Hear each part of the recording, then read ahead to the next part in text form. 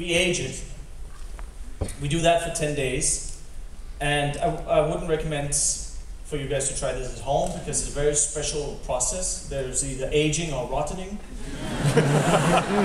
And aging is drying in the meat. It becomes tenderized and just incredibly rich and flavorsome. Next to it is beets. It lands to the soil, the earthy tones. These beets we cook for a long time. They become sweet and almost waxy in texture. Amazing. Up in the corner to the right we have beech leaves.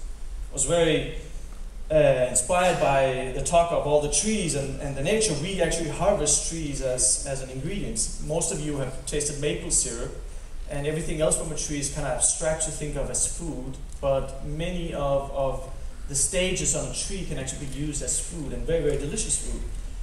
One of the things that we do is that we harvest all these trees in early spring.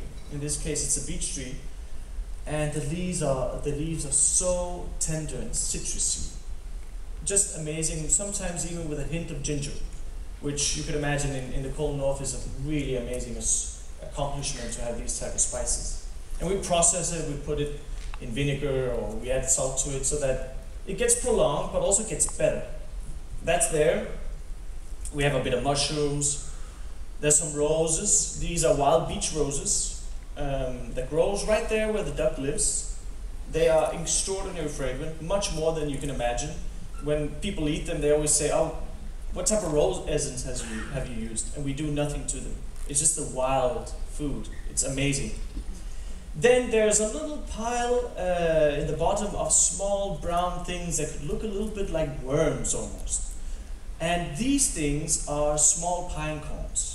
Before they were even intended to be a pine cone. They're still in the womb, meant to be a pine cone at some point. And they are an amazing little mouthful.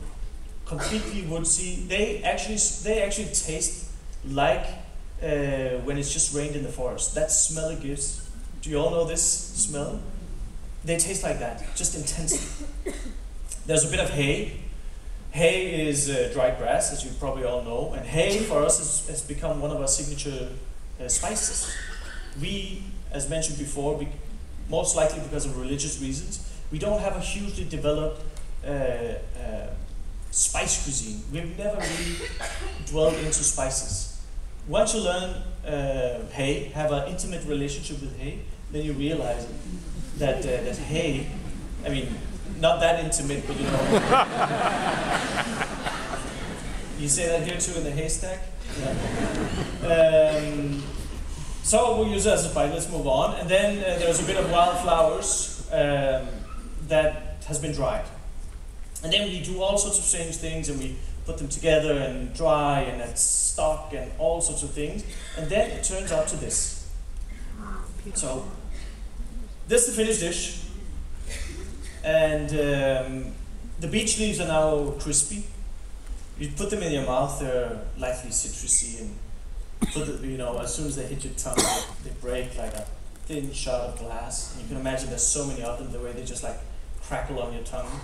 The thin slices of the moist and tender and very, very rich flavored duck with the beets and a broth which is made from the dried mushroom, the dried plants, the hay, some of the roasted duck bones in which we just pour over hot water and we steep it as a tea. It's extremely light, a broth, but very rich in flavor with all these hints everywhere, chamomile, hay.